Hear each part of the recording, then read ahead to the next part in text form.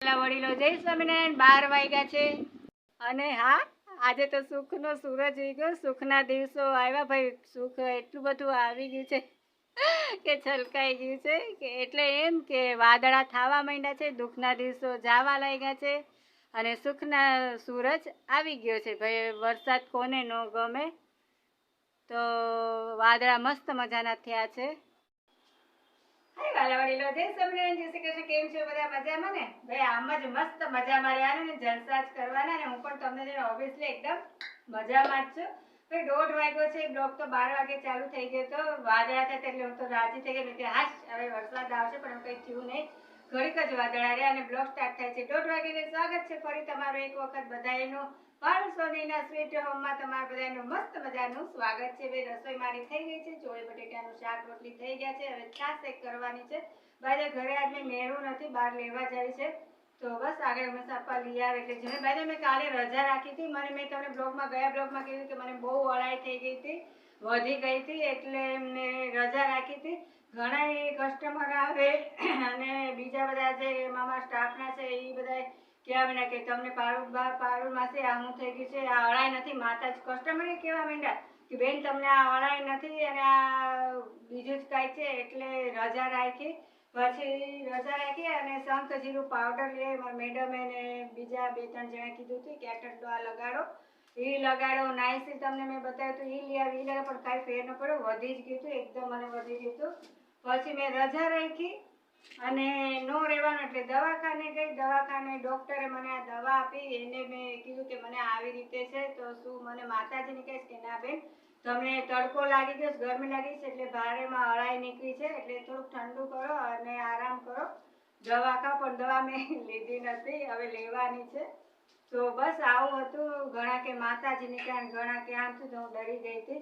બસ ચાલો ફટાફટ રસોઈ થઈ ગઈ છે, જમી લઈએ અને આવું છે ને મારી સાથે તૈયાર થઈ જાજો, ઘડીક સુઈ જાજો. Bye bye. હે ગાઈસ, તો 3:10 મિનિટની વાર છે અને હું ખાના ખૂના કાઢે ફ્રી હો ગઈ. કામ બધું મારું થઈ ગયું છે તો બસ હવે જવાની તૈયારી કરું છું.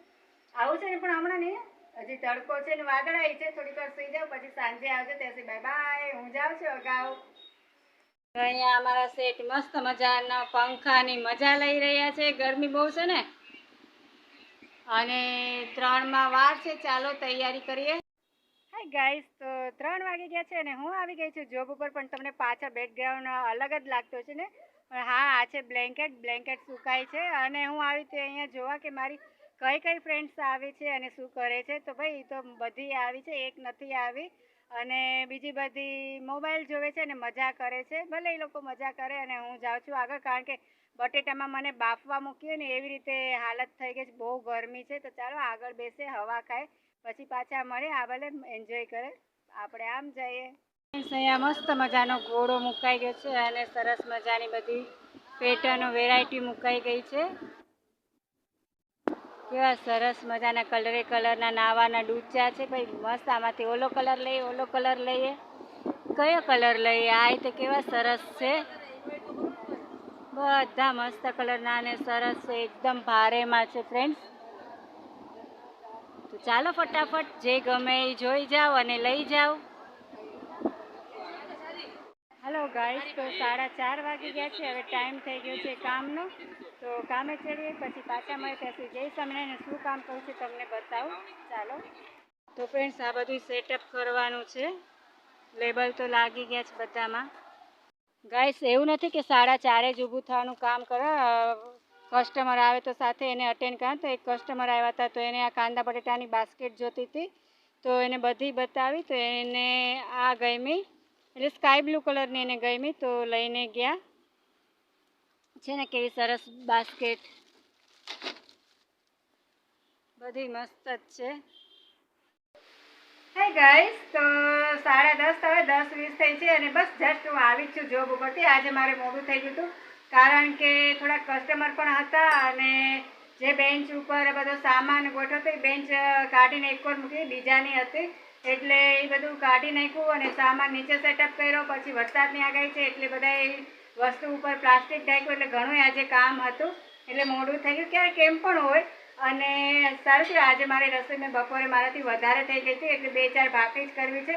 હજી હાથ મોઢું ધોવાનું બાકી છે. બસ આવી જ છું. ચલો ફટાફટ હાથ મોઢું ધોઈ લો ફાસ્ટ ઉતાવળ છે એટલે લોચા થઈ જાય છે, એટલે આઈ એમ સોરી, ચલાવી લેજો. થોડા 4-5 ભાખરી કરી લો અને ચા ભાખરી મારે તો જમવું છે. ચાલો તમે બધા પણ જમા. મેં કીધું છે કે મારી રાહ ન જોતા જમી લેજો. તો બસ આજનો બ્લોગ અહીં મારે પૂરો કરશું. કાલે પાછા મળશું. બાય, જય સ્વામિનારાયણ.